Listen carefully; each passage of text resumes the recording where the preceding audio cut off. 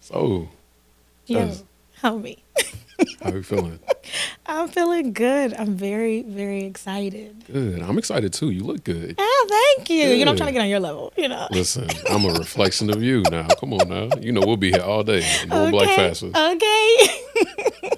Yeah. So of course we are here to talk about the album, Three Sisters. Yes, A phenomenal album. I thank had a you. pleasure of listening to it early on and having an honor to be here to interview you, to ask more questions and really dive deep into why the album was created, when, and what the purpose is that you want for listeners to know. Absolutely, absolutely. I'm excited to share. I think it's been a long time coming. And I think that it's one of those records where there's the listening experience, but there's all these other things one can glean from it. So, yeah, really excited to share. But before we even do that, can you please let the people know who you are? Yeah.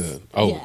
absolutely. I'm Shaundric, hailing from the south side of Chicago. I'm a fellow artist and Yes. producer, curator, great friend, and all the other things. And yeah, I think from artist to artist, having someone who appreciates and knows the passion that we put as artists behind our music, Yeah. having that person also be someone to interview you gives the listeners who may not be fully tapped in like even more to digest and understand behind just listening and being like, oh, this is a great track or a great Absolutely. album. Yeah.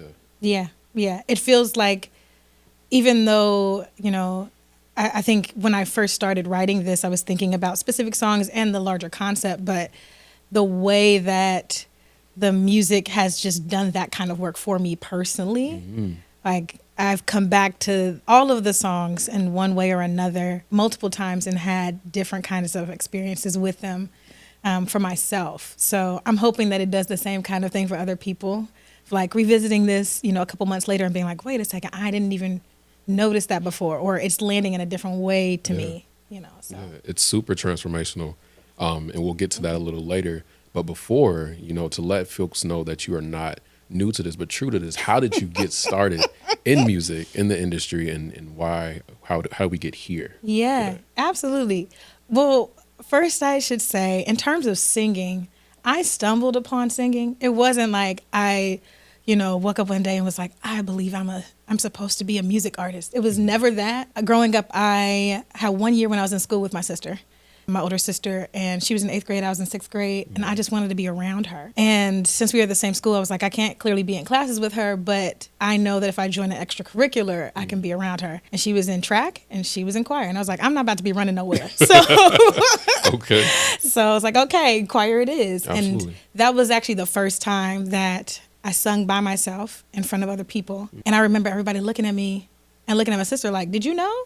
And I'm also like, that was pretty good. But like, it wasn't like a aha moment, I'm about to become an artist kind of thing. But everyone around me reacted like, you need to lean into this, started doing vocal lessons and all sorts of things. And in high school, started singing opera and sang in a rock band, and started really getting heavy into my jazz and like neo soul bag. And then I also just kind of grew up in a household where we only listened to vinyl and gospel and contemporary Christian music. Okay. It was one of the two. Okay. So it was a lot of like Ella Fitzgerald, Stevie Wonder, Nina Simone, Earth, Wind and Fire, Minnie Riperton. All of those influences, I would say, in addition to the classical music and the rock music and all of these different things, definitely shaped my sound, my approach to singing, all of that by the time I started to really write music for myself. And graduating my senior year of high school, I put out a little demo. Okay. But this is pre-Jessica Laurel. This was just Jessica Anderson, Okay.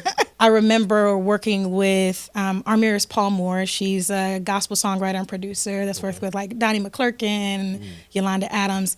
And we teamed up on this demo. And I remember going to college, actually, passing out demos and having this business card and I took myself very seriously. As you should. Absolutely. And then in college, I really started to start asking myself questions of like brand and who do I want to be? What do I want to say? How do I want to say it? After graduating from college, that's when I decided, okay, I'm going to go by Jessica Laurel, my first and middle name. And I want to take the time to really figure out who I am and what my sound is and all of that. So I like to say Yeah. that my sound is cinematic soul. Cinematic soul. You gotta keep it spicy. That is a genre I have not seen on my little playlist of genre. I feel like there's a lot of like different soul titles. Absolutely. But yeah, I say cinematic soul because I like to think that the soul is the foundation of the sound. Right. But when you think about all these other inspirations and influences, rock music, musical theater, classical music, the Black church, it's very theatrical. It has big like scope. And I often think in a very visual way when I'm creating. To me, it feels like cinematic soul is the best way to kind of coin the sound. Okay. But yeah, I've been blessed, I would say, after giving myself that time to figure out who I am, what I wanted to say. I moved to LA and started getting connected to other artists, sang with Kanye's Sunday Service for a period of time, sang backup for artists like Kirk Franklin, Maverick City Music, Diddy. That was a really cool period of time of just like be in a number of different spaces and rooms and sing with a lot of different people. I would also say I'm blessed to have had some experiences where life put me in the right place at the right time to be able to sing for different people. So like Oprah, which was Jesse Jackson and John Lewis, which was wild because I actually wrote a song inspired by John Lewis a couple years later. But I had always had this intention of doing it. But it was like, I've been able to sit in front of him and sing to him, and that I was like, I have to do this now. That's amazing. Yeah, so like stuff like that where I'm like, this wasn't me. It's definitely God. Like it's all like God stuff where I'm like, I didn't orchestrate that. This opportunity just came, and I'm grateful. Absolutely. So, but yeah, shout out to God. Right. So we have the cinematic soul. Yes. We know the influences. We know how you came about getting and pursuing music. Yeah. When we come to Three Sisters, what is Three Sisters beyond the title, and like how would you convey it to a listener before they even press play? Three Sisters is named after this ancient indigenous gardening technique where you plant 3 crops beside each other. And these 3 particular plants can grow on their own, but when they're planted beside each other, they grow more sustainably and more plentifully. There is this Black feminist writer named Zadie Smith. Okay. She talks a lot about how joy is this strange mixture of pain, terror, and delight. Okay. And I remember it kind of landing on me, pain, terror, and delight. And so those 3 things actually function as the 3 sisters in the album, kind of like weaving their way together to serve as this sort of like interrogation, meditation, reflection on the potency, the premise, and the power of Black joy, particularly because of the uniqueness, the intergenerational nature of Black pain, terror, and delight. And so there are a lot of themes of flowers and gardens and green spaces that are throughout the album as sort of the baseline for getting into a conversation about how do we cultivate joy? What is the unique factor, the differentiation in Black joy? Even though I think that there are plenty of ways that this can speak to audiences beyond the Black community, it is one that was written with the Black community in mind, and in some spaces specifically Black femme experiences. But I think there's so much to be said about how joy arrives in our lives, or how we can make it a conscientious choice for joy in our lives as a result of acknowledging the pain, acknowledging the terror, and also leaning into and recognizing the divine right. Yeah, that's delight. I mean, joy being a mixture of pain, terror, and delight. I'm surprised that pain and terror are more than half of what is joy to be. Yeah. That's baffling. Yeah. But with that being said, how in creating this project was it different from creating the demo, from creating the earlier projects? How did that work? Yeah, it was frankly very different. My past projects, I would say, that first demo, I just wanted the experience of getting into a studio, recording. I would say my first EP, I was focused on just seeing an entire project, from start to finish, having written these songs myself and teaming up with a producer and all those kinds of things. By the time I got to my first album, it felt like I was giving myself more permission to explore my sound. This project, I would say, is the first time I knew my sound going into the process. And I would say there were a number of factors beyond our control that also shaped. I wrote it in 2020 during a pandemic. Wow. So during a pandemonium. were having plants and becoming plant moms, or Yes. getting married, or having Yes. pets, you were making an album. And it wasn't one of those, like, because there were posts that came up during the pandemic of people being like, this is your time to be, super productive. Sure. Yeah. It wasn't that. It Okay. was, I actually wrote a grant proposal. The grant was asking for projects that take 2 to 3 years.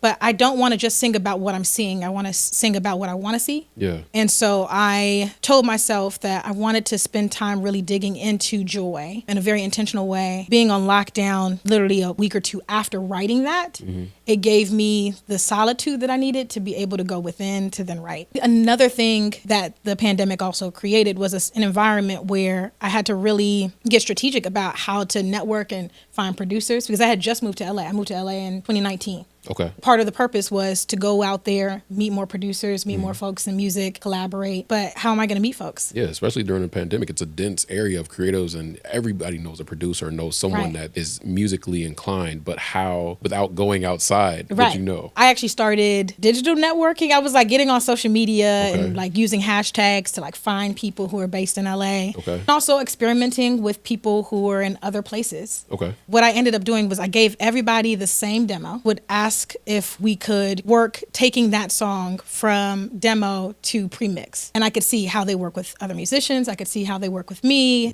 Could they make a remote session happen? Now, And- for some of the listeners, real Yeah. quick, explain a little bit of what the difference of a demo is from being a premix. A demo is like me and my MIDI controllers basically giving an outline for what I want from the song. And I would pull in different things, like different instruments, so you could generally hear this is the sonic direction I'm going in, Right. but it was not the final products you get today. Premix is like everything is in there except for it being mastered to the level of volume that Yes. people will consume. So you're hearing other instruments, you're hearing the full arrangement, vocals are recorded. The blessing was that I ended up connecting with one producer, Kadeem Nichols, on Instagram, saw that he was an artist but also produced, and reached out and was like, do you produce? And he was like, yeah. And I suggested this same format. And he was like, let's do a 3-hour consultation and see what happens. Okay, this isn't exactly what I asked for, but if you feel confident in what you can do in 3 hours, let me see. Yeah. We met via Zoom. Okay. We used different plugins to be able to explore things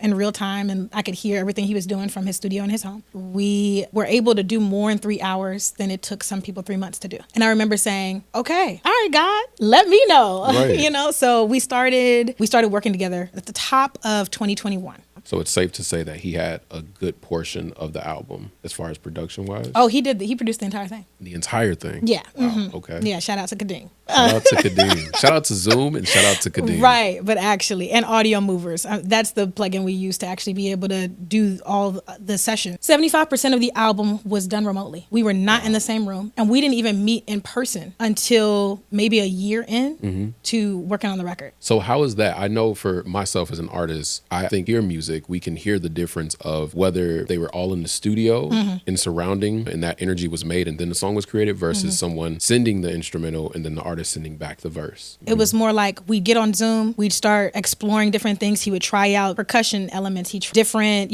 keys ideas. And I would give him feedback, would send him playlists of other songs. I was like, I wanted to kind of sound like this, or I really like the tone of the bass in this particular section of this song. Can we try something that sounds more like that? So we went back and forth. We tried to get as close to being in the same room without being in the same room. Perfect. I honestly feel like the synergy is there. You can kind of like feel the Absolutely. energy. So. I can attest to that, being that I heard it already. It is there. It is embedded. It's in it. With that being said, when it came to you creating the album, did you still have a knowledge of, I want to create this song this day, or is it some songs that we haven't heard that did not make the album? So there are 2 songs that didn't make the final cut. Okay. Will it be a deluxe? Maybe. Okay. All right. Yeah, there were 2 songs that didn't make the album. We saw them all the way through to the finish line. We got a lot of feedback. I set up feedback at each stage of the journey. So after I wrote all the songs, I did a feedback session with a bunch of people via Zoom and got, a lot of different ears on it. Then after we finished production, we also did a round of feedback with a bunch of different people in the industry to get more ears on it. And we made some tweaks based on that feedback. Same with the songwriting. After the mixing, we did the same thing. There were definitely moments where we revised what we did based on the feedback we got. And there were some times where we doubled down on what we did. We feel confident this is what we're going to do. One of the notes of feedback that we got in listening through all of the songs was, we feel full. I actually want to leave you with just a little bit of hunger. Like, Okay. I feel content. That dessert looks really nice. I don't want to push you eat the dessert. I want you to be like, this deluxe edition. Right. We decided in this situation, the songs that we have now, that's the complete album. And it feels like you're content. You don't have the itis. Okay. 21 songs in, we're like, all right, I think Right. I'm good. I can listen to Right. something else. Right. I honestly think of people like Michael Jackson. He had an art for ending a song Absolutely. right at that place where you're like, I want to listen to it again. Yeah. That. We were trying to think about how to do that with song selection. Every Like it's a song I system. listened to, I think as soon as it cut off, there was still like that little 4 or 8 count left that I'm just singing the song and just really like letting it resonate and sit in. And I'm like, all right, cool. What's next? Like, Yes. that excitement about it. So you Yes. guys really did your job on that. Thank you. Yes, of course. So, okay. So in the height of the pandemic, you spoke a little bit more about the process and the way in which you guys went about making it. Was there anything with deciding what stayed and what went on the album that also made a difference of when you guys were in the midst of it all creating? In terms of like, how did the pandemic shape which songs? Yeah. Honestly, there were certain factors of the pandemic that made certain life experiences clearer. Like, I know a lot of people said the pandemic would either make or break your relationships, romantic relationships, right? Because a lot of people were indoors with their significant others. Yeah. I wrapped up a 5-year relationship. I wrote about certain things before those things happened. But if the water you're swimming in is leading you in a particular direction, even if you don't know where that direction is taking you, you might start to write from that place. So I think the stressors on my relationship at the time definitely played a role, and the pandemic played a role in those stressors. And then I would also say the overwhelming sense of grief we were all feeling, and how people were also being moved to action amidst the pandemic and all these different things. Like, all of that was also in the air while I'm writing. So it was definitely a heavy time. All of those things, including the organizing, including Black Lives Matter, like put in the forefront this idea of the uniqueness of our pain and of our terror. It made very clear to me that there is a need to also explore this as it relates to joy, because one does not just simply jump to joy. Also understanding that there's a connection between these things. Yeah, I would say those are the big things that played a role. Before we move on, because I want to talk about the artwork, with these parts, when it comes to creating an album, we're super vulnerable. We're already open as an artist. How did you find these pockets of joy and the pain, the terror, the delight? How did you find those while creating and finishing out the album? I don't know that every time was me conspiring. Okay. Some of it became a result of reading a lot of things. I was reading a lot of Audre Lorde before writing this album. Okay. And I think between Audre Lorde and some other key texts that helped me really think about embodiment, how to truly honor what I'm feeling. Audre Lorde talks a lot about, in Poetry Is Not a Luxury, the power of moving away from this Western notion of I think, therefore I am, Yeah. towards the notion of I feel, therefore I am free. I think that there were a lot of moments where I had to move from this theoretical idea of really leaning into my feelings and not diminishing them, not minimizing them, because I do think that it is very common in our society to be like, oh, you're just in your feelings. Yeah. What if our feelings are actually a guidance? What if those feelings actually help us to honor what our needs are? Yeah. How can I recognize that? There were a lot of new practices I was incorporating in my life to get more aware of what am I feeling and what do I need right now as a result of that. And I think some of those things pushed me closer to joy. Gotcha. Yeah. Perfect. Happy to hear that. Listen, if I don't know the artist, I don't know if some of you all may do it, but I definitely, if I'm scrolling through Apple Music and I'm looking at new music that's dropped, I'm definitely looking for an artist who knows how to translate visually what the album shows. And I feel like you did a perfect job with that. Oh, thank you. So how do we get here? How do we get to the artwork? This phenomenal cover. Thank you. I was definitely trying to go for a very fresh take. There are a lot of projects, not just musical projects, but other artistic mediums where people are exploring gardens and green spaces and floral themes. And I wanted something that felt fresh. I wanted something that felt like Garden of Eden. Okay. Not because there has to be a lot of religious undertones, but because when we think about a creation story, we are learning the very art of growing immediately. there's a lot to be said about the newness, the awareness that comes out of that creation story, the challenges that come with more knowledge, but also some of the rewards that come with that too. And we don't necessarily always talk about it in that way, but there's a mysticism and a clarity that I wanted to come alive in the visual. And so I teamed up with Aaron Chrisman, who is a stylist that works with a lot of really wonderful folks. We came up with a vision for this that really brought that to the fore. And all of the other sort of single artwork, we were trying to get in that same space. How can we bring in these themes of plants and gardens, but in ways that feel new, like a very fresh take on it? So even the visual artwork for Flora, it's like we wanted to find like a very delicate headpiece that felt like flowers, also felt like a very different take. It's not someone surrounded by a bunch of plants. It's something different. And so, yeah, just trying to like breathe new life into the idea of floral imagery coming into the space. Awesome. I'm excited. And going back quick, you brought up the word feeling, which is something that resonates with me as soon as I press play, because the first track is Morning Glory. Yeah. And that sets the feel for first portion of the album is going to be overall. You're telling us we're here with it. Yeah. What was the feeling that you wanted to portray in Morning Glory? Morning Glory to me is one of those really great songs that reminds you of opportunities for gratitude. Okay. And I think about the headspace I was in at the time. Gratitude became a saving grace. It's easy to look at horrific circumstances and be consumed by them. Yeah. Rightfully so, understandably so. But how do we get to the next day, to the next moment? And a gratitude practice became a huge part of that. And so Morning Glory is actually named after the flower. Morning glories are flowers that bloom and die in the same day. Thinking about like these ephemeral joys, like what are those like small things that end up together making a big difference? For me, I was trying to take more walks outside, be around nature, but I'm like, there are also all these things around me that maybe I didn't notice that are helping my day to day, helping me feel a little bit more grounded, helping me to feel a little bit more in my body. Morning glory is kind of like a celebration of that. It's not just, I feel good, I got the morning glow. It's, wow, there are all these silver linings, all these beautiful things around me to be grateful for. It's just more like, this has always been here. Yeah. So drawing my attention to noticing the goodness that is around me. Next, we get into Sunflower. Can you explain what Sunflower is first, and then I'll get into my question? Yes. Sunflower is my ode to my mom. I always knew I wanted to write a song about her. I felt like anytime I saw sunflowers, it captured her energy. The vibrance that they bring to a room, the way that they just open up and outward, the way that they're always looking for where the sun is and facing that. Like all of that felt very much so aligned with Latrice. Okay. Yes. Okay. So I had to do something for her. Sunflowers are actually one of my favorite flowers too. Hey. I love yellow. I also love just being, I'm a June baby too. So the sun is like, we're here for it all the time. And though I never got the chance to meet her, hearing that song, I think you perfectly was, you were able to capture what her energy, her spirit was. Yeah. Yeah. So I felt like I was there. I felt like I've been getting familiarized with not only you and your sisters and your mother, but just your garden. That's a beautiful way of saying it.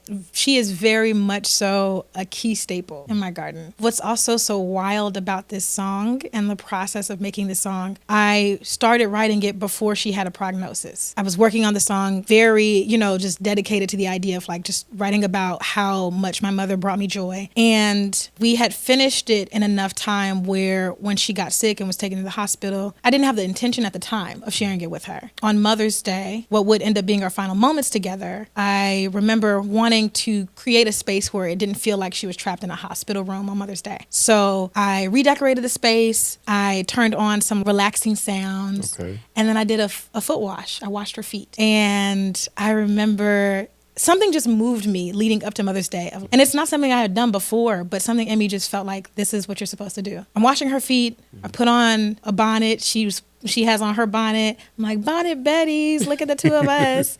She puts her hand on my heart and just stares at me. And at the time she was intubated, so she couldn't talk. And I'm like, whoa, what are you trying to communicate right now? Yeah. And she just stared at me for a hot second. Something in me in that moment was like, now's the time. Show her Sunflower. Okay, I mean, it's not mastered yet, but all right. Okay, let's do it. So I look at her. I'm like, hey, Mom, can I show you something? It's a new song I wrote for you. She's like, she's like lighting up. And I'm like, okay. So I play it. We're bobbing together, She's Because it has a nice family reunion bop to it, too. Yes. Yeah, and it sounds like a lot of the artists that she raised me on. Yeah, we're vibing to that. And then the nurses come in, and literally within minutes, she was gone. I think for a period of time, I was upset, because it was drastic and it was not expected. Yeah. If anything, the doctor said earlier that day she was going to get out of there. So I had this anticipation, like these are celebratory moments to transition you out of this hospital. Right. It ended up being these are celebratory moments to transition you out of this life. Yeah. But I'm grateful because I feel like God led me to a point where the thing that I knew I wanted to do for her, I got a chance to do, and I got to show her before she left. Moving to another space, you have Ashé, which is spelled slightly differently than the Yoruba term. Would you speak to why it is? I wanted to kind of blur the line between ashes and Ashé. Mm. And there are I've seen it spelled in the two different ways. And I was like, let me lean in towards this because part of it in the messaging of the song is, spreading your ashes around a garden. The wild part of it, though, is that this song was written for my grandfather, or I should say by my grandfather. Mm. He died in 2018. He ended up having his ashes spread around a garden. I had a hard time grieving his death. I felt guilty because I had missed my last opportunity to see him. I remember for a year trying to write the song and having a lot of angst and feeling like anytime I sit up to write about what I'm feeling, there's a block. I remember right after actually determining the theme for the album, it felt like he was talking to me. Okay. I could hear him actually just saying, if you weep for me, you can weep for me. Just spread my ashes around the garden, darling. Mm. And if you reach for me, you'll find what you need. Just spread my ashes around the garden. And I was blown away, in part because he had himself cremated and spread around the garden. But I also was thinking about the significance of even in your death, Papa, you're still growing. What makes everything so wild is that then when my mom passed, she ended up having her ashes spread in that same garden. And there was this really beautiful moment of playing the song for my whole family in my grandfather's house and preparing everybody to spread my mother's ashes in that same garden with my grandfather. Wow. And I'm like, I didn't write this for this moment, and yet it feels like I wrote this for this moment. Yeah. And we also did this really cool thing where we were trying to decide where exactly. Should we just spread it everywhere around the garden we did with Papa, or should we do something a little bit different? Mm-hmm. And I remember my uncle asking us, where do we want to spread it? And I looked at my 4 other siblings, and we were like, let's go take a walk. There was a tree standing off right next to the garden. For some reason, all of us were like, I think we need to go by that tree. And we go back and we tell our uncle. He goes, oh my gosh, let me show you this picture. And he shows us a picture of what the tree looks like when it's fully bloomed. It turns into this vibrant red color. But the specific shade is the same shade as my mom's hair. And we were like, what? Wow. So there were just so many really divine moments. And so we, played the song, spread the ashes around the garden, but particularly around that tree. I remember feeling this very just sort of cyclical nature and some degree of gratitude of okay, God, self, whatever's happening here, thank you for giving me what feels like a tool to get through this impossible moment. Now, before you had mentioned that it wasn't like you wrote the song more so than someone wrote it for you. Yeah. So that was correct? Yeah, absolutely. So who wrote it? My grandfather wrote that song. Your grandfather wrote the song? Yes, absolutely. Marcellus Leonard wrote that song. Okay, full name. It felt like he was literally whispering the words to me. And he was a professor of poetics. Okay, I was going to ask. It was, okay. Yeah, so most family gatherings involved him reading poetry, folks singing together, different, cousins and siblings getting on different instruments and jamming. But he was leading a very specific culture of creativity and art and improvisation in our family. And it felt like in that moment, the same grandfather who would read us his poetry or poetry of other writers was whispering in my ear, I'm leaving you joy, peace, happiness, everything you've longed for or cried for in your sleep. Tucked inside of the places that are aching are the secrets I dare you to dream. That was him. Yeah. It wasn't me. I implore you all to, I don't know if there will be a lyric sheet, a lyric booklet, but please read Please read. Like, I don't know how people digest music these days. If you just listen to the track and don't look at the track names, if you don't look at what's actually being said and you come back to it, listen to the lyrics because writing is such a great part of artistry. Yeah. In this, you have some great writing aside with the production and just the imagery. Everything is hitting in threes. Definitely listen and read the lyrics and really sit with that. I think once you do that, you'll be able to understand and really feel and embody the garden that you are sitting in, that she's giving us. Yeah, thank you. I definitely feel like there are these little gems of moments lyrically. Some of them I was aware of in the moment, and then others I'm like, oh, I did it. Oh, that's wild. Yeah. Like, just rediscovering or discovering for the first time, unearthing new meaning. Ashé, there's also there are a lot of like calls back to Poetry is Not a Luxury, back to Audre Lorde again. Yeah. But I think part of the refreshing nature of that song to me is that I can think of a lot of songs that deal with grief, but typically from the perspective of the person who's left behind, Right. not from the perspective of the one who's leaving. Yeah. And it's to hear him saying, I'm giving you permission to cry. I'm giving you permission to feel. I'm giving you permission to grieve, because oftentimes that's the holdup. It's like, we don't know how to feel. We don't know how to move through this. But him being like, no, you can. And also, I am still here.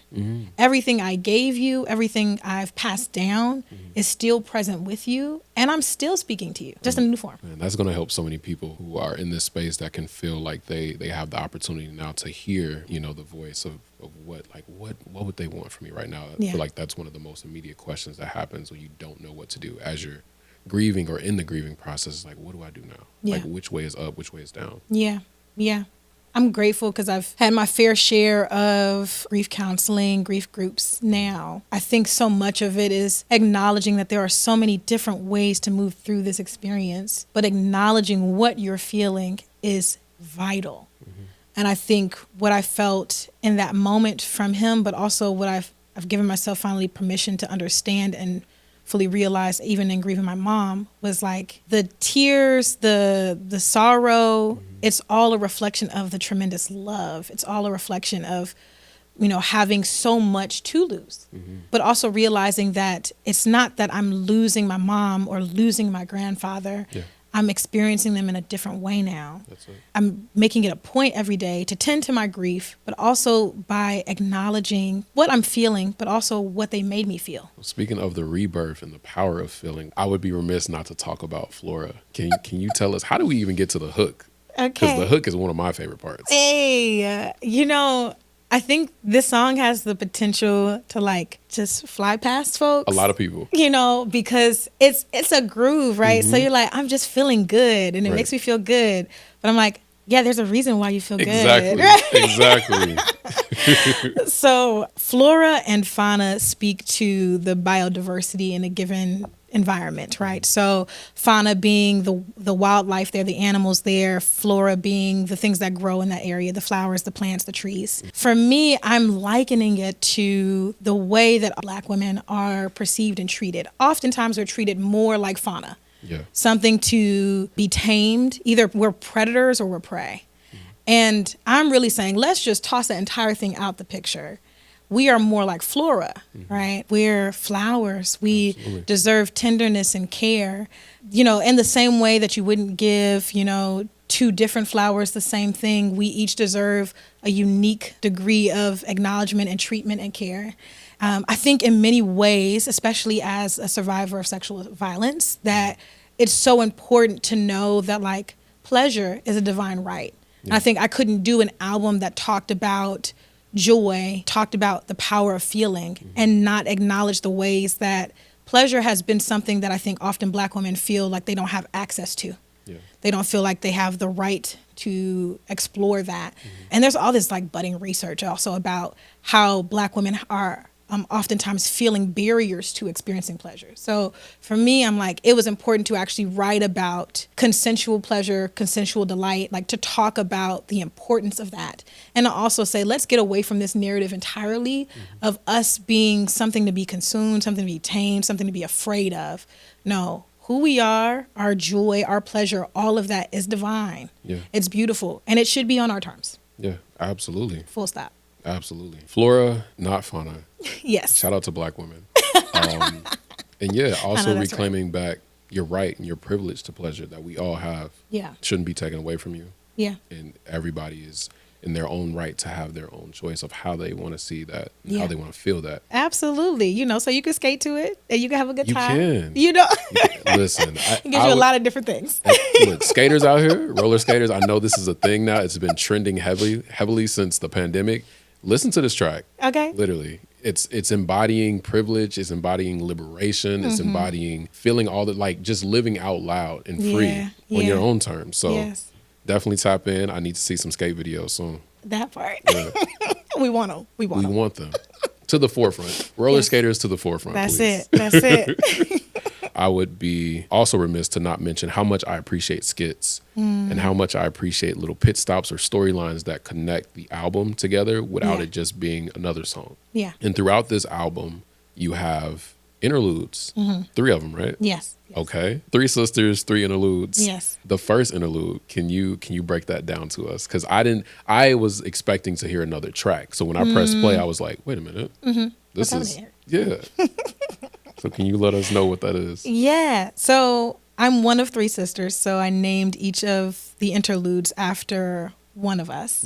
But I also leaned into this exercise while moving through the years that it took to record the album of writing affirmations for myself. Okay. I was moving through so much stuff. Losing my mom, losing money and, a host of scandals.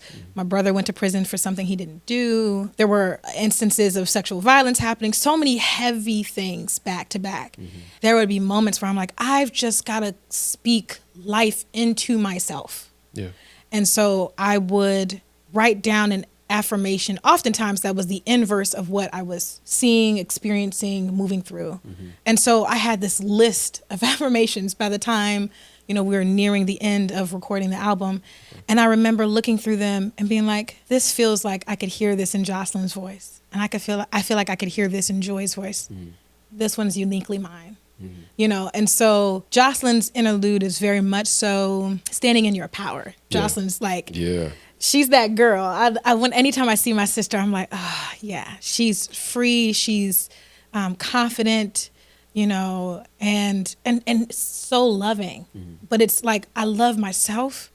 And arriving at that, I can love other folks so well. What's her, if you don't mind me asking, what's her sign? I'm hollering. She's a Cancer. Okay. I have some Cancer friends, so that makes all the sense. I think that's right. July 7th? July 7th? Yeah. Yeah. She's a Cancer. Yeah. Okay. Yeah. Cool. Yeah. It was giving standing on business for sure. Absolutely. She's definitely standing on business. So yeah, I would say that's the defining for her. And then for Jessica's interlude, it was very much so like, I think what I needed to really own, all of these traumatic and tragic experiences do not define who you are. Never. They add color.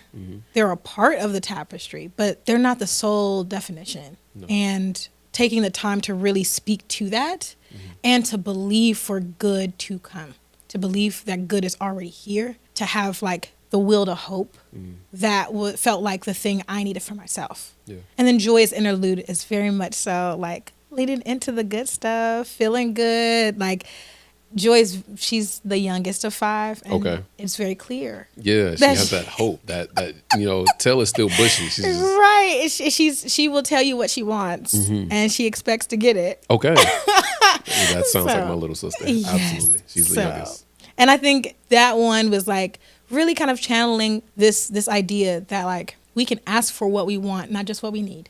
Yeah. And that's truly okay. That's actually a good thing. And we can speak the things that we want and affirm the things that we want and know that is within our right. So yeah, Joy's is very much so leaning into all of that good stuff. Sunray. Sunray, one of my favorite tracks. Sunray makes me wish that I knew how to roller skate as good as I do in my mind to the song. Yes. But it also reminds me of like a new age cameo. Yes. It's like, I feel like I have a little, what do you call those things? A vocoder. Okay. Like giving computer love type of vibes. Yeah. We actually listened to a lot of Cameo was on the playlist of reference tracks. We listened to a lot of Cameo, a lot of Evelyn Champagne King, a lot of Patrice Rushen. Yes. There's a freedom in that era Okay. that I was like, I need to have that. Because this record is not just a lyrical like project. It's also a sonic project in that like I spent a lot of time being angry about the fact that it feels like soul music is dead. Yeah. That people talk about soul as this like past genre, this dated genre. You know, they think immediately of Motown and then that's it. Yeah. Versus a living, breathing sound. I really wanted to make clear that like, no. Soul is still alive. I think we had a moment with R&B. Yeah. You know, I feel like I could remember the discourse happening on social media of people being like, R&B is dead, and the other folks being like, absolutely not. Yeah. And now I feel like there's this resurgence of R&B artists Yeah. that I'm so grateful for. But I don't think the same thing has happened for soul music. Okay. And so I was like, I can be upset about it or I can do something about it. Yeah. And so for me, this album is very much so trying to pull in the sonic influences, make clear like soul is alive and the connections between so many of the like subgenres or other genres that are the result of soul leading the way and to push the sound forward. Sunray to me is very much so doing that kind of work as well. Absolutely. Yeah. And then even in it is so many, I'm religious. I know you're religious. Yeah. Spiritual references, which is throughout the entire album, but especially in Sunray. Can you speak to some of those spiritual references? Yeah, absolutely. I think there are lots of nods to what is left behind by those who have come before us. Yeah. And for me, I feel like Ashé says, you know, our ancestors are leaving us good things, but it's in the context of grief. It's in the context of this heaviness. Yeah. Sunray is the flip side of that of like, look at all the great stuff they left behind and how that empowers me to be all that I am today. Like really like acknowledging the legacy and the interconnectedness, right? Because the other thing is like Sunray is both right the source of light, but also there are flowers named Sunray. And so there's a flower named Sunray? Okay. Yeah. And so there's like these connections between what is growing and the thing that helps it grow. Okay. And so I'm very much so trying to like say it's all around us and like we get the honor and the privilege of like in this life and in the, you know, in life after that we get to be surrounded by a cloud of witnesses. But like that cloud to me is not some foreign group of people. Right. It's mama, it's pops, it's everybody that I love and care about. Yeah. And they've done so much to give me all that I have today. And so like there's a joy in that and a celebration in that because I wanted to make sure that the kinds of ways that we're talking about ancestry or about legacy aren't just washed in heaviness, aren't just like completely like weighed down. Yeah. It's not just about grief or about sadness, about what we're losing. It's about what we're gaining as a result of the community and the village that we are part of. So there's a lot of nods to that, a lot of nods to life after. I couldn't really express that connectedness without calling in some of those, you know, scripture references for sure. But yeah, other ways of thinking about the fact that our spirit is very much so in conversation. Always. I think I like the more recent shift that I've seen where funerals or repasts have now become, they're focusing more or emphasizing more the celebration of life. Yeah. More so than just the grieving. Let's not forget what they left. Yes. Let's not forget who they were. Absolutely. This has been like really good. Agricultural wise, I went to an agricultural high school. I don't know if you guys know that. So even the plant talk, this green thumb talk is like tantalizing almost. So like, did you always know about like plants? Were you like tapped into gardening growing up? You know, surprisingly, not really. I loved plants. But I was one of 5 in a low-income household. Like, we were destroying stuff all the time. Not you telling yourself. Why can't we keep nothing in this house? It was very much so that. Okay, got you. So we didn't have a lot of, like, living plants around us. But I definitely became a plant mama once I was living on my own. Okay. And I remember, you know, learning more, like getting involved with, like, community gardens, especially in my early 20s. And I think, you know, there were people in my family who were really big on planting. My grandfather, his garden was immaculate. Wow. Okay. You don't play games with my grandfather's garden. Okay. And, you know, I think about another maternal figure in my life, you know, Mama Shirley. She was excellent when it came to her green thumb. And summers, I would sometimes go visit her and she would like let me help her grow her tomatoes or grow different things. So I learned a little bit here and there, but I really started leaning into learning more. Honestly, when I was living in LA, I first moved to Inglewood and all of the streets were named after different things that grow. And I remember like it started like opening up my curiosity. Like I want to learn more about this tree or this plant or this flower. So there was like a budding and like gradual learning about plants. Okay. But then also when I made a decision to like commit to this theme, like I got to do my research too. You know what I'm saying? So some of it was just like life leading me to that moment, but also some of it was like deliberate effort. We're going to like read up more, figure out what's speaking to us. So On a lighter note, a fun fact note, is there a favorite plant or favorite flower that you have? That may either be old, like a childhood one, or one that like in this research of you doing, you're like, oh wow, I think I actually like this flower. You know, okay, so aesthetically, I love lilies. Okay. Of all varieties. Okay. The flower with the most history that I really was like, oh, is Gardenia. So I ended up writing a whole song about that. But Okay, which explains a lot. Gardenia is definitely okay. We'll get to that. Yes. yes, but and Gardenia was also my mom's favorite flower. Okay. So she loved the fragrance of it. She loved. So I started looking into it because I was like, I'm just intrigued by. I wonder if there's anything here. And then I landed upon it. And I was like, whoa, there's so much here. You know, flowers tell us stories. Trees tell us stories. I actually learned the other day. Just fun fact. Okay. In order for trees to begin to exist at a cellular level, they had to individually, like a singular cell had to individually die in order to make room for multiple cells to coexist. Okay. And I remember being like, if only we could learn. Sometimes nature does it so well that I'm like, man, if we could, as humans, just get on board with that. Yeah. Sometimes our individual interests need to be put to the side for the collective benefit in order for us to continue to exist. But yeah, I feel like there have been so many moments of like in the process of just reading up on plants and flowers and all sorts of things that I've learned so much about not just joy, like life at large, but there's been a really great reward. That's dope. I'm excited. Did not know that about trees either, so that's crazy. I did recently find out that in order for trees to, like when you're raising trees inside the house, you have to shake them or give them a little bit of stress in order for them to grow. So they can feel the wind and the nature that they would usually feel outside. Yeah. That is the only way that they will actually grow, is if they're put under a certain amount of pressure. Yeah. So we may need a tree song too sometime soon, you know, just a little, you know. Yes. Yeah. But speaking of greenery, we have Collards, not Kale, which is a song that really tickled me the first time I listened to it. I'm like, am I hearing what I think I'm hearing? Yeah. And it's a very short but sweet one, and it's really to the point. Why Collards, not Kale? Like what came about? Why did we create the song? First, let's start there.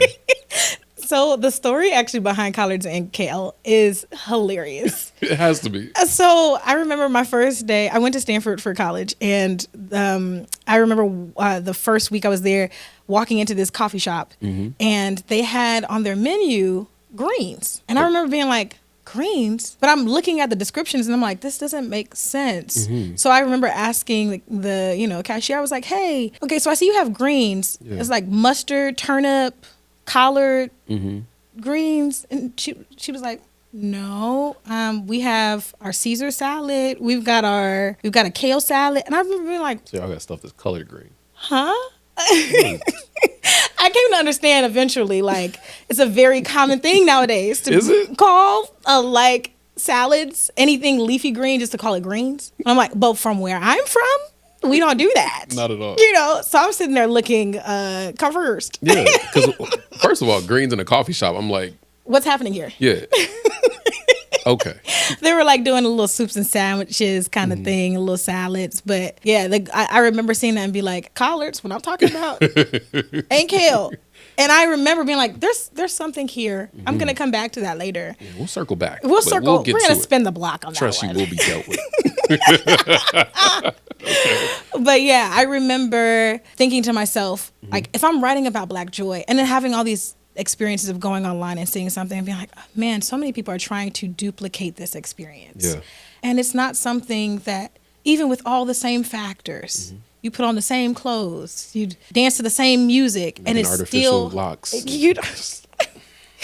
There are a lot of things where you can try just by mirroring it. You can achieve the same result. Yeah. But with Black Joy, it is not the case At all. And I actually think that in having conversations about appropriation, one of the things that I feel like is missed from that conversation is when we lean into authenticity, when we lean into who we are, where we come from, we get to reap the reward of understanding ourselves better. Yeah. And I think sometimes when we focus so much on trying to emulate what else is out there, be it from another culture or just, anything else that we see, we're so focused on looking outward to create something inward. And it's like, no, actually discover what's in. Really focus on what you already have inside of you, what you are already a part of, and reap the reward of that. So, and it is indignant. It is very clear, one of these things is not like the other. Not like the other. But at the same time, it's also making known the fact that no matter how much you emulate, you'll not be able to achieve the same result because you need the uniqueness of the pain, the terror, and delight in order to have that unique expression of Black joy. Yeah, even in the process of making collard greens, like that, yes. you know right off bat, like if there's a certain level of stem that you still have in your collard greens. I saw something on Facebook, which is unrelated but related, but I saw like 30 seconds into the video, it still hadn't been cut and it hadn't been washed. And it was just a lot of steps that were being skipped. No. And I'm like, yeah, we're going to turn this off. Not washing? Oh, no. Boy. But taking a step back to Gardenia. Yeah. Now, what color is this flower? So gardenias tend to be white but okay. they can come in other varieties. And especially because some of the other varieties are used for dye. Okay. So the flower, the gardenia has a lot of significance in history, particularly because it was native to a tropical environment. Okay. It's supposed to be in very high heat temperatures. To the point where even at the presence of water, sometimes the flower would die. It was made to be in these high heat environments, but it served a lot of purpose. It had a lot of utility, right? Okay. So gardenias are often used for dyes. They have medicinal properties. They're very specific fragrance, so they're used in a lot of perfumes. And so it was taken from the tropical environment and brought to the West, a much cooler environment, and forced to adapt. Yikes. Exactly. And I remember being like, excuse me, what? This feels like just an accurate picture of the Black American experience. And I have to do something with this. For me, the song Gardenia really tries to capture the pain, the very brutal experience of being made to adapt to an environment that was never created with you in mind. Being forced to still exist somewhere and recognizing the utility of it all, recognizing the purpose and the value, and that being a huge part in why you are where you are. Yeah. Knowing that in that there's still so much beauty, there's still so much value, so much worth. It's heartbreaking. Yeah. Living in some really rough times that we're not used to. It's not our natural habitat whatsoever. But this also pulls on the heartstrings again. Like you said, this was your mom's favorite flower. Yeah. There was a specific line that I wrote or took a note of. It says, taken from your homelands to a place you never sought to know. Yeah. Does any of the way the flower was kind of put into a new situation, did that same event happen in some place, shape, or form with your mom? She experienced a kind of displacement, if you will, in her life, I think in a variety of ways. Like she actually grew up in a bunch of different parts of Chicago. And she used to say that she never really was anywhere for a long period of time. Family moved a lot. But then when she finally established her roots as an adult, she stayed where she felt like she needed to be. At one point, she was getting really sick. A lot of things were starting to fall apart. The home we grew up in ended up being foreclosed on. She was sort of like forced to deal with, where do I go now? I think that there was a kind of opportunity in that to start over somewhere, but also when you're thrust into a situation versus you're actively choosing, right? It wasn't I get to be anywhere. It was I have to be somewhere else. Yeah. And so she decided to move to Charlotte, North Carolina, to be with her sister, my aunt. And it was actually as soon as she transitioned there that she got a prognosis and ended up on a particular health track. But yeah, I think that like that experience, it was jarring for all of us. Yeah. The childhood home that we came to know so well no longer was ours, and she also was like trying to reconcile what life looks like now. With the moving that you've done across the country, and the places and the people that you've served when you were in those spaces, do you find do you resonate with that song personally? I'm grateful that some of the journeying I've done in my life has been on my terms, but there were also a series of circumstances where I felt like I was put in an environment theoretically for my good, but then once there, realized that there were some really painful, crushing moments in order for me to adapt to this new place. I think about my educational experiences, honestly. I went to boarding school for high school. I was one of 3 Black people in my graduating class, surrounded by a lot of affluence, a lot of privilege and access. And I think being one of 5 kids raised on $19,000 a year was a challenge, to be in that environment with no family. I'm living around folks who are some of the wealthiest families in the country, some very wealthy folks from other countries, and really trying to wrestle with how do I exist here? Because there's a certain kind of legibility that I felt like I didn't have first getting into that environment. And because I'm separated from family, I'm truly like in a new place, right? Yeah. It was for my good, giving me an academic experience that helped me thrive in so many ways and was a key part of getting me to the next place, even musically in my life. Yeah. It also was very painful being in environments where people questioned my value, questioned my worth, made underhanded comments. I think even when I got into Stanford, people saying, well, you must have had to submit an art supplement. How else would you have gotten in? Meanwhile, I'm like, first of all, I'm all school president.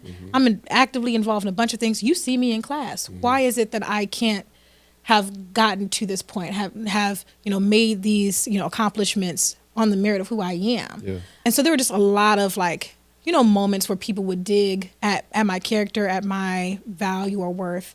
And I think that those moments definitely did feel like a cool and dark land that I never sought to know. Wild and Free is a great one. Thank you. So much like my favorite artist, Tyler, the Creator, he has this one song where he was using a lot of just his own vocals as like a demo or a reference track. Yeah. And when he got to the pre-mix or like the finished stage, he still had it on there because he couldn't yet find a sound that could either substitute or sounded better than what he had recorded. Yeah. Now I hear there's a lot of auditory sounds of you actually making these percussion sounds, these background noises. Of course, and me knowing your voice, I'm like, this sounds like just right. There's some of me in there. There's also some of Kadeem, my producer, in there too. Okay. I remember actually the original demo I sent to him had a series of laughs, different laughs, particularly Black people laughing, because I felt like Black people laughing really embodies this definition of Black joy. Yeah. Particularly when our laughs get to the point where it feels like we're almost screaming. Like that sweet spot, you hear the pain, the terror, and the delight. Okay, yeah. And I was like, oh, that's it. That is the sound of Black joy. And I want that in the record. Okay. And then I remember we kept it in the record for a period of time. And then when getting feedback from people, they were like, without knowing that that's what I'm hearing, it's a little jarring. And I was like, ugh. For me, I was like, how do we energetically still create that same experience without having it being jarring from a sonic standpoint? There were a lot of like organic things that we were doing to create that buoyancy that I feel like is so important for that song. Of course, with like, the nod to Chicago house music, because we have to. Have to. Again, why it's one of my favorites. So these buoyant moments in the studio, if you're creating these organic laughters, like what were y'all doing in the studio? Because for me, I'm like, recording wise, I'm locked in. Nothing is really too funny, especially once I've pressed record. So how are you making these moments? I would say the energy that my producer and I had was a huge part of it. There was a lot of just like laughing and joking around before and during the experience. And if anything, there were a lot of moments where he would be like, get outside of your head, get outside of your head. Because I would, especially if I was going into some of the more like aggressive singing tracks, like an On My Own or Gardenia, I'm like, I gotta give it everything it needs. And sometimes he'd be like, okay, now you're thinking too much about it. Like, get out of your head. And so like humor became a huge part of the experience for us. So like, I remember even like, this is true for like A Morning Glory. Like at the end, I'm laughing and it's not now we need to get you laughing on the track. It was like, no, we actually just, sometimes it was while we're joking and talking about something, I would just have my voice memo out and be recording while we're talking through the thing. And then we're catching laughs. Or we're playing around with different sounds. And I'm not a beatboxer. So sure? I'm screaming, there's like a, That's him. That's Gardenia. Oh, okay. That's Gotcha. Gardenia. We put a little voice filter on it. But Okay. yeah. Okay. Yeah, but Cool. because certain things I'm like that. I can't do that. I'm sorry. That's not your ministry. That's not my ministry. I respect it. But there are other sounds where it's like, yeah, we just brought into the space some of the organic moments that were already happening that just happened to be captured and made that a sort of like subtext. I may have to steal that and put it in some of my creations. I feel like I'm actually a happy dude. Like I be laughing a lot. Yeah. But I think in most of my music, it doesn't always translate unless you know me personally. That's real. And so laughing and having these moments of buoyancy, especially when it comes to the recording process and just being recorded in a pandemic, having the loss happen in the pandemic, having to relocate. Yeah. Like that takes an exuberant amount of capacity, perseverance, Yeah. faith. And can we speak to the faith that is unwavering, like you said, in your mom's faith? And how much like my mom, that's something that I think we've always as children looked at and like, even seeing her in church, it's like, how can I get to where, or what is it that is making her faith so unwavering? How can I get that? Yeah, I remember many moments of saying, I want the faith that my mother has, but I had no idea what it required. Yeah. I remember there was a period of time where we went unhoused for about 6 months because our house was flooded. We kind of bounced around to different family members' homes. We were kind of separated from each other, lived in a hotel for a period of time, but then insurance kind of was like, we're not paying that anymore. A couple nights had to sleep in the car. But I remember throughout that entire period of time, my mom was a rock. Actually, the day that we went back to the house and discovered that it was destroyed, I remember like I was the first person to open the door and everything's like all the water's like coming towards me. I'm screaming and crying. And my mom's actually standing at the edge of the driveway, seeing the destruction. And I just remember her quietly saying, we are going to be okay. God is still in control. We have insurance. That was the energy she had the entire time. It didn't mean that it was easy, but she was steady. Yeah. And I think there were moments where I said to her, years later, like, Mom, I want to have faith like you. And she would say, this didn't happen in a day. I wasn't always where I am now. And it required a lot of hardship to get there. But with time, you will. And I think this experience, this journey that I've been on, has in many ways forced me to learn some of those life lessons. I think that the kind of faith that I have now is very much so a reflection of learning that part of joy is making a conscious decision to engage with the divine. And in that, finding more confidence, finding more strength, finding more grace to navigate the impossible circumstances. And even like, I'm still wrestling with things like sickness and moving through that and the impact that that's had on this album. But even how I move through that feels differently now. Like, the other day I was, having a doctor's appointment and I didn't get the news that I wanted, but my brain didn't go, oh my gosh, we're about to have a meltdown. It's not going the way you expected. Instead, my mind went, if you know that you've done all you can do, and you've listened to the wisdom of your community, and you're still wrestling with some degree of sickness, then there must be more that life has to teach you. And I don't know that I would have been in that same place had it not been for all of these back-to-back, really difficult, heavy things happening in my life. I feel like it was actually the result of those things where I could find a paradigm more readily that said, actually, let's not, get so lost in and consumed by the anger or frustration of circumstances beyond your control. Actually, what is there to be learned from this experience? And I honestly think it brings me to this idea of like pruning. I've spent a lot of time reading up on all these different ways to like cultivate, right? But one of the things that I think life experiences has helped me appreciate more is the idea that pruning is such a painful experience. It's a cutting away and sometimes a burning. In removing, we make space for more. And I think some of the things that I've learned in the journey to getting a faith more like my mother's is understanding that in moments where things are taken from us, in moments where things feel ripped away from us, separated from us, we also have an invitation to ask, God, life, what are you making more room for? And I think that has helped me so much to navigate from like a place of hope through my hardship.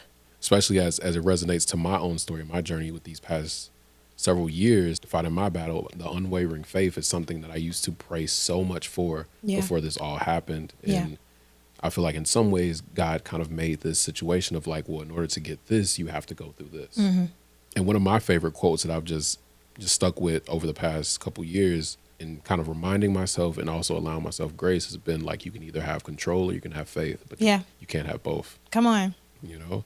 And so just speaking to that unwavering faith, is if it is something that I want, then that means that I have to do a level of surrenderance. That means I have to do a level of pruning. We have to do a level of something has to leave in order to make space for this new growth. Yes. Funny enough, one of the songs that didn't make it to the final album is a song called Slash and Burn.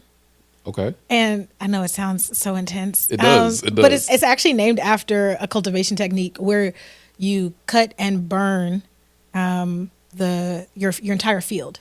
Yeah. And the ashes then provide nutrients to the soil to help you have richer soil for the next harvest. Yeah. I remember kind of moving through this like realization that some things really do need to be let go of.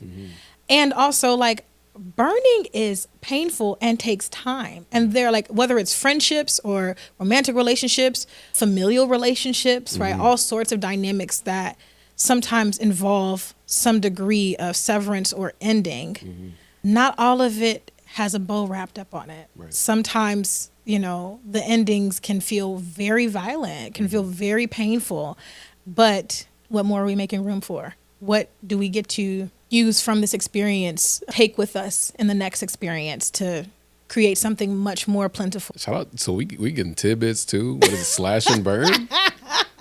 I wasn't going to press the issue, but I'm giving out names and titles now. Like, I'm screaming. It was a little New Jack Swing joint. Okay. I felt very, very excited about trying to draw connections for folks because I think people think of the Teddy Riley era in a very specific way. Yeah.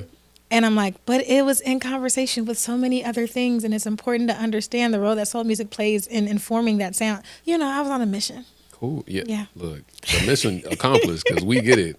We get it, and y'all gonna get it soon enough. All right. Yeah. Relationships being so integrated, now having an absence and all these spaces that were once filled with love and all the other things are now vacant. And your song On My Own. That one, I was recently doing some pruning as we closed out last year. So when this song played along with your last affirmation, I was like, Lord, what's going on? Like, talk to me. Yeah. What created this? I know you did talk of a relationship that ended. Was this where that stemmed from? This is one of those moments where I'm like, what was my mind and my heart really doing? Yeah. Because I wrote the song before I ended any relationship. Exactly. And over the course of 4.5-year period of creating this album, I moved through 3 relationships, So I ended a 5-year relationship pretty soon into writing, and then was in a relationship for 7 months that felt like it was on a track to marriage. Things kind of took a turn once he felt really comfortable. After finishing the mixing of the album, I found out vocally that there was a cancerous growth developing on my vocal folds. I was in a relationship with somebody at the time, and right after surgery, I went on vocal rest for a month. I couldn't talk, sing, cough, cry, clear my throat, anything. My partner at the time was out of town. He was back home in Ghana, and I got a phone call from his wife. You said what? You got a phone call from his wife? Yeah. Okay. And I found out that he had been married the entire time, was also seeing a bunch of other people all over Chicago. What a time. She was living in Ghana. He was out here. And yes, there were a number of experiences. Okay. After writing a song about leaning into loving myself. Yeah. So I think that there's a world where people could hear On My Own and think it is a breakup song. Okay. And I would argue it is not a breakup song. Okay. It is a song about truly loving and investing in the love for yourself. Okay. Regardless of your relationship status. Allowing that love to then inform how you navigate romantic love. Gotcha. There are times, I've played it for a couple different people in my life, but particularly men, I notice when I play it, you feeling some type of way. Actually, I think that there's something to be said about truly investing in, nurturing love and teaching yourself a kind of love that then sets the standard for everything else. And growing up, you know, my mom gave in a very gratuitous way. Her house was always open. Even though we didn't have tremendous resources, she made sure that what we had, like we always had open palms. So anybody could come in the house, and if folks were hungry, they were going to get fed. If they needed a place to stay, they had it. If they needed encouragement, they were going to find it. And I think that there is a specific kind of gratuitous love that she modeled that I've then brought into my romantic relationships. And I think I wanted to show up abundantly for other folks. Meanwhile, what I was being met with was anytime I'm asking for something, there's a reason why I can't get it. I felt this very disproportionate kind of investment in the relationships I found myself in. And, you know, we'd learn from one, apply that to the next one. We learn more from the next one and apply that to the next one. But I think what I started to really realize was I want to set the bar high for how I treat myself. In doing so, I know what I deserve. If I can model that same gratuitous love that my mom had for other people for myself, it gets clearer where to draw the line when it comes to romantic relationships. And I remember reading this poem that at one point said, I planted my own garden. I decorated my own soul instead of waiting for someone to bring me flowers. That is it. Yeah. It's not that no one can. It's just that you won't be the first one to, because I already have flowers.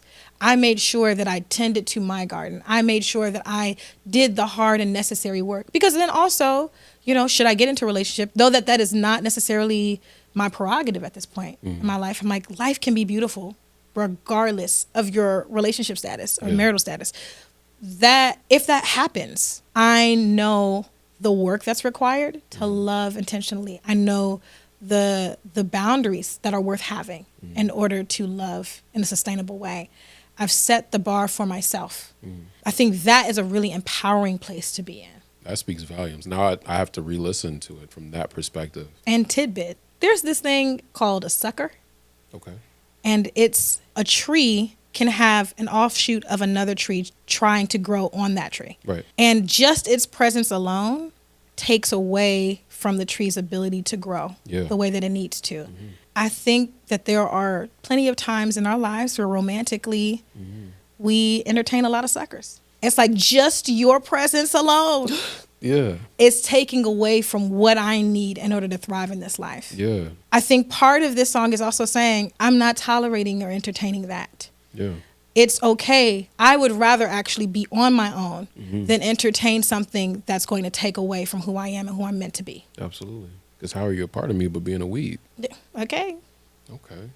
So we're getting to it. So I didn't know we were going to take it there. Literally. So it's a self-love song in a way. Yes, absolutely. Reminds me of, we have a few artists out here. It's not many in terms of love songs that only speak of self-love. I know there was a spike in it throughout the pandemic point when we were in quarantine and people had the time and the space now to like self-reflect and examine themselves and really, and sometimes breaking up in relationships, also look back and kind of look in that mirror of being like, well, how am I loving myself? Yeah. Because if this absence is so terrifying, then that means that I wasn't doing the proper nurturing and care for myself before this started. Yeah, 1000%. I appreciate you naming that because I think there's a world where I could generalize and say that I don't think we're hearing anything that's reflective of the kind of love that we all deserve to work towards and emulate and create in our lives.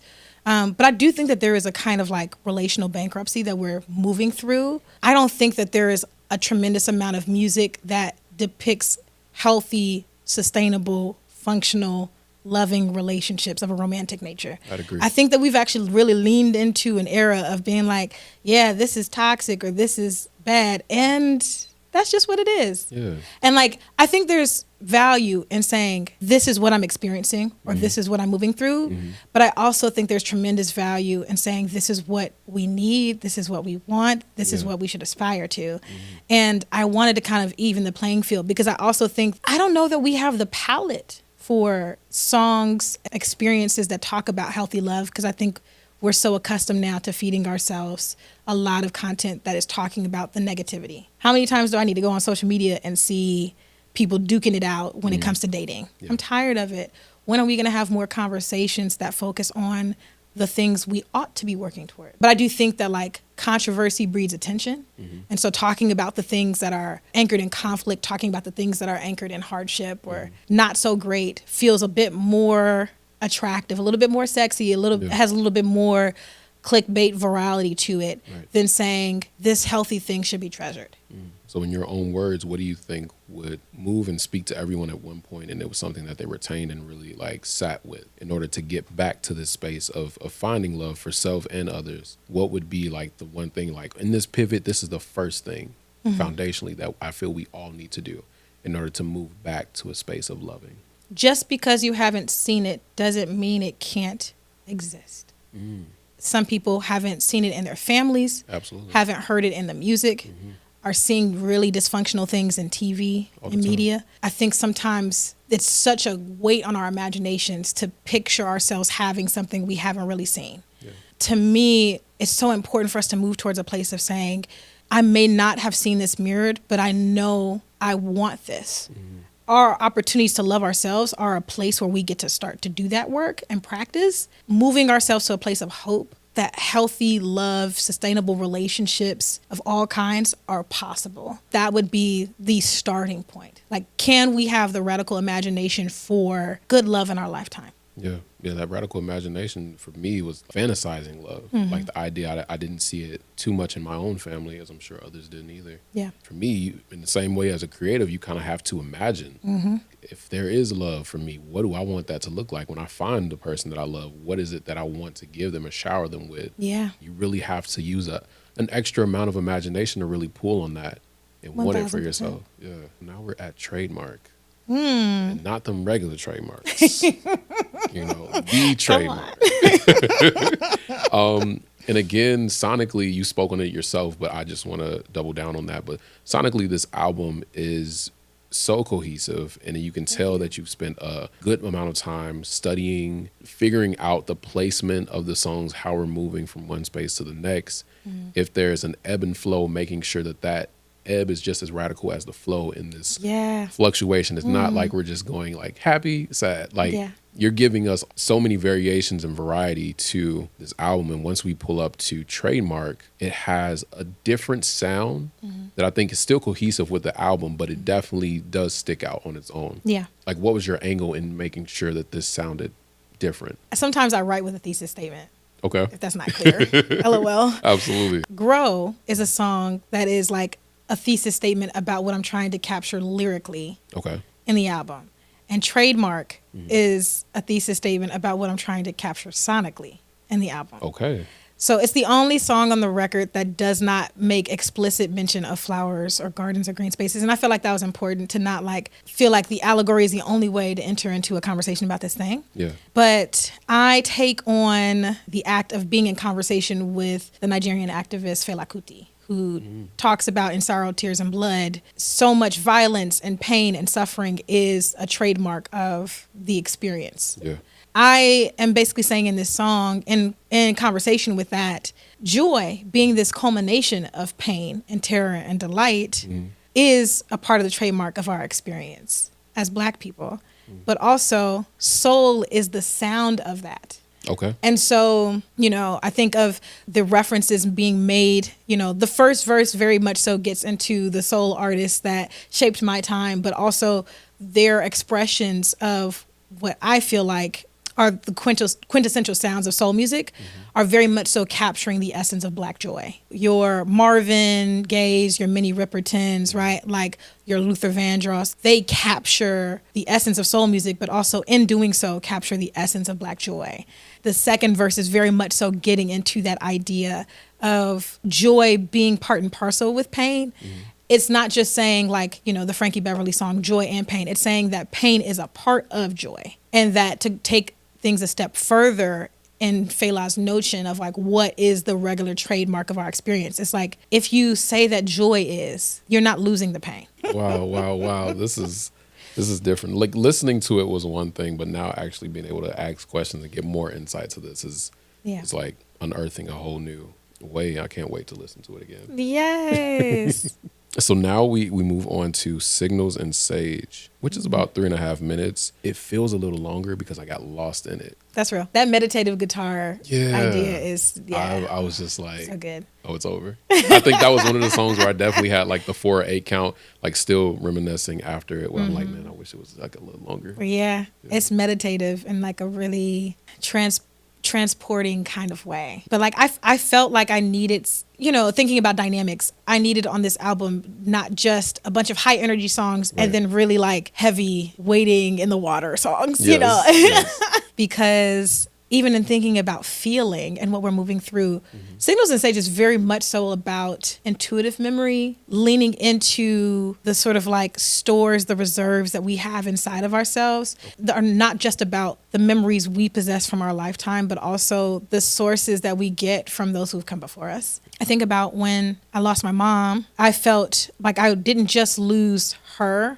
I really grappled with this idea of like how to have a relationship with the memories, because the memories are the things that bring up so much pain, but also the memories are the thing that keep me connected.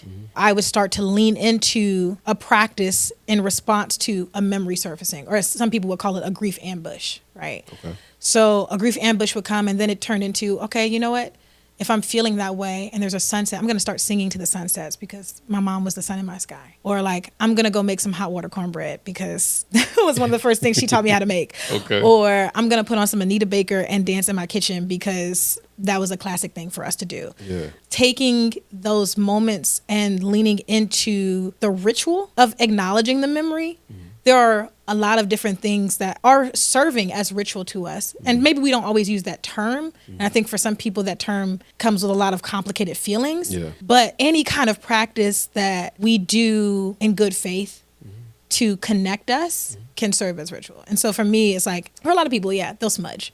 To me, that embodies a kind of intention setting, a practice that shapes the space around you, shapes how you are feeling. There are so many moments in reading Audre Lorde where I was coming back to this idea, like she talks a lot about how the same places where we're holding intergenerational trauma and these heavy things are also the same places where we get to access the joy and the grace and the strength and the resilience of those who've come before us. When I tap into those moments of making the hot water cornbread or singing to the sunsets, I'm also saying, I want to access the goodness, Mom. I want to access the goodness, Grandpa. Yeah. I want to remember and acknowledge that memory and actually really love the memory instead of seeing it as this source of pain in my life.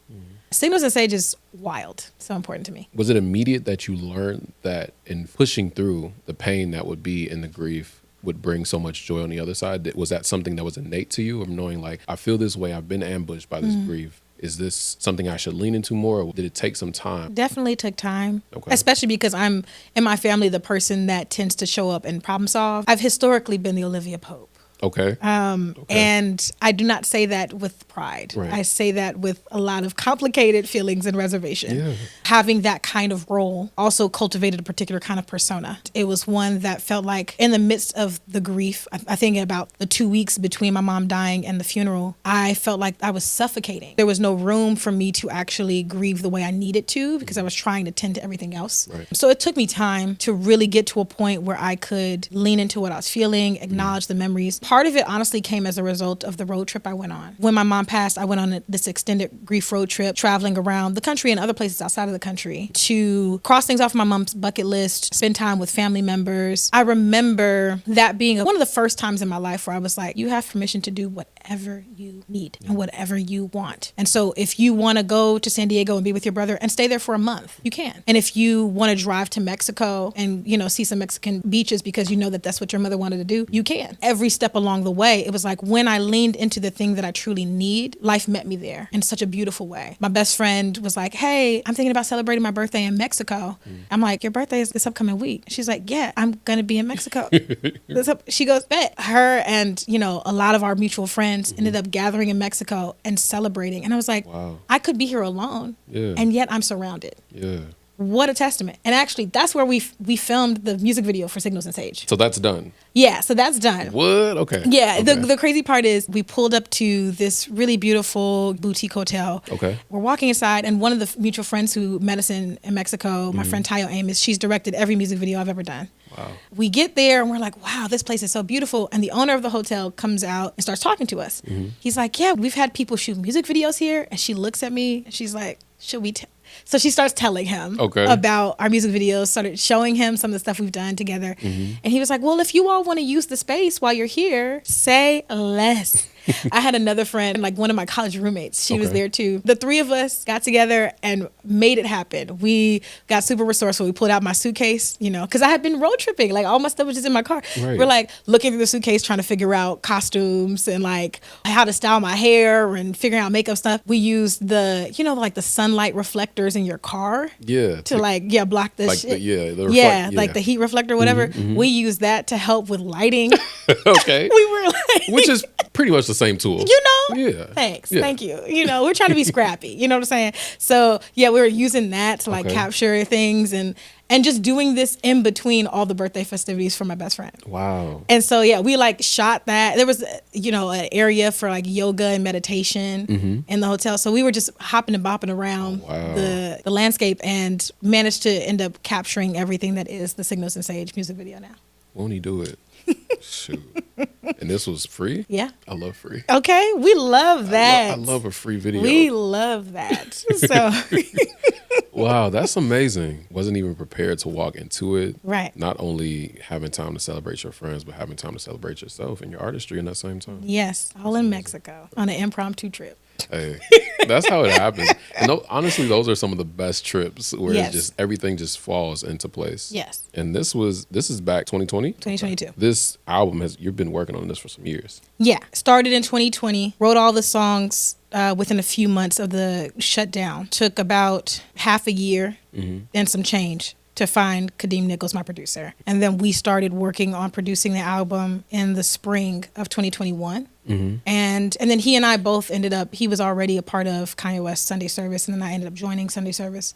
You know, we would work on the record during lunch breaks or like outside of rehearsals, but it did kind of like change the pace because it was a very demanding schedule. Yeah. And then finished up the record in 2022 in terms of production. Right. We did mixing and mastering during 2023. Because the other thing was like my mom passed in 2022. I ended up doing some traveling as a result, this like road trip. So because we had already figured out how to do a lot of things remotely, I could still work on the album while all over the place.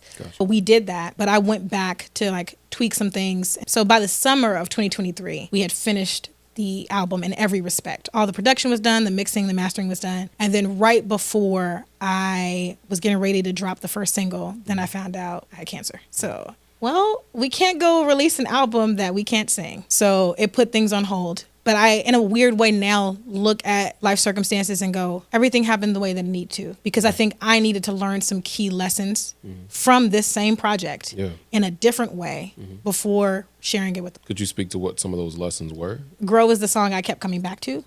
I think my relationship to grief, suffering, I had to shift. You know, you can write about a thing and understand it theoretically, but having to live through it in your body, to move through those things in multiple iterations is something entirely different. I had to get to a point where not only did I feel like I had permission to grieve, but get to a place where I could understand myself and moving through grief and like what I need and like learning the art of truly growing through it. I think when I first wrote Ashé, it was my grandfather giving me permission. But now I look at Ashé and I feel like I can see the journey I've been on and tending to my grief and knowing who I am as a person. I'm fundamentally different, chemically a different Jessica than I was before my mom died, before my grandfather died. That is a direct result of allowing grief to shape and change who I am and knowing that that doesn't make me less of a person.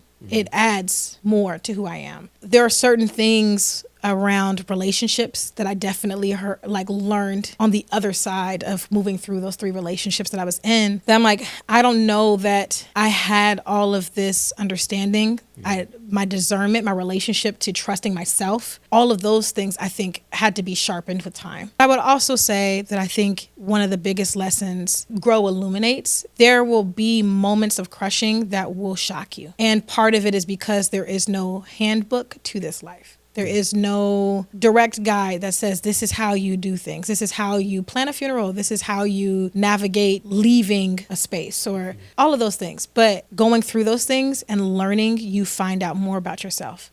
And if someone handed you the tool book, you would not be invited to sharpen the skills. There are certain things I truly understand now. I had to go through it. Yeah. I don't like being an experiential learner. I'm like, just tell me. Same. Tell me once, Same. and then I'm good. Yeah. I'll go ahead and apply that. Yeah. There are some things that only experience can give you. So since from 2020 up into this point, what has been one thing that you've pruned and what's been one thing that you've watered? I have pruned relationships that focus solely on my output. In music, there are plenty of relationships I had that focused on what I could do for them. Mm-hmm. Can I demonstrate that I have been constantly performing and I'm performing with these particular types of artists or doing things that are high profile? But also there are relationships that focus on me constantly giving. Romantically, but also platonically, friendships that were anchored in like, yeah, she's always helping me out with this or she's, and I really had to shed that. I'm blessed because I feel like now I have a tremendous community. They don't care. They're rooting me on in my music career. If I say, actually, I'm going to step away from this, they're going to say, what is best for you? That's what you lead with. And if continuing is best for you, if not, we just want what is best for you. And I think feeling fully seen in my relationships, like that's what I got to make room for in pruning the relationships that focus so much on what I could give and what I could prove. So I guess in a way that also speaks to what I watered. But yeah, absolutely. Cool 2 for 1. I'll take it. One of my personal questions, I mean, with this album, much like some of the music I'm creating, that's so ingrained or is also intertwined with our healing process. Yeah. Why do you feel it was one worth sharing versus one just experiencing? Because I know as artists, we have a lot of songs and a lot of things we create that we may never share. Why was the songs that made the cut? Why was the project? Why is it so important that you share this? There are conversations made for the dinner table, and then there are conversations made for much more public platforms. Many of the things that I have experienced are experiences that a lot of people have.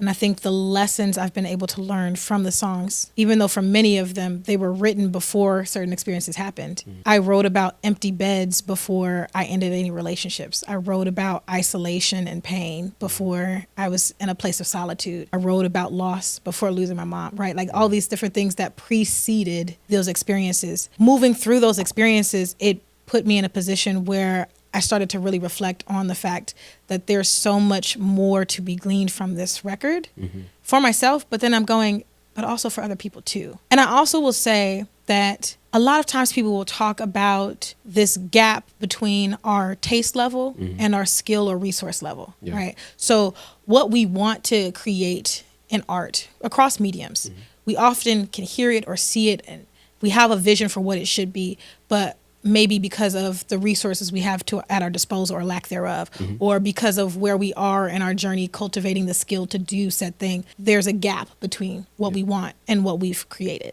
Of course. And in that gap, find procrastination and hesitation and sometimes don't share the thing. We don't sometimes put out what we need to in the world because we're like, it's not quite what I wanted it to be. Yeah. This is the first time in my life as an artist where I feel like there's no gap. What I wanted it to be is what it is. And for that reason, I must share it. Yeah. To hold it to myself, to keep it to myself, would be doing everyone a disservice, including me. So, and I also think that sometimes we have this false notion that like, if we open our hands, that we're giving everything away. We can share while still holding on. There is a way that in exposing and laying bare the things that I've experienced, I don't lose anything from that. Yeah, there might be people who critique or challenge or, say what they want to say, but they're going to do that regardless. I think I've come to a place of like acceptance that like where I'm at in my life and what I needed to say, the audience that needs to hear it will hear it. Usually for artists who are just coming out and making a network of other musicians and instrumentalists to work with, the level or the vision of what they see their art to be versus the resources and accessibility to get to that is always the challenge. Yeah. Or at least one of them. Yeah. So yeah, this is a great space to be able both of those meet, and it's no gaps in between. Yeah. So moving forward, I mean, once this is released and it's out to the masses, and you're sharing these lessons in the garden with the people, like, what are you looking forward to? I'm looking forward to the conversations that ensue. I'm looking forward to the like small bits that people discover a month or two from now. Yeah. I'm looking forward to the kinds of stories that people get to write about themselves after being inspired by the things that they're hearing on the record. And I also am just excited by the thought of people who don't know me at all learning more about who I truly am. We can write and talk and sing about things that are happening outside in the world, but this feels like one of the first times I'm really truly writing about what's happening right inside of here. So, yeah. I can't wait to see how people are going to receive this.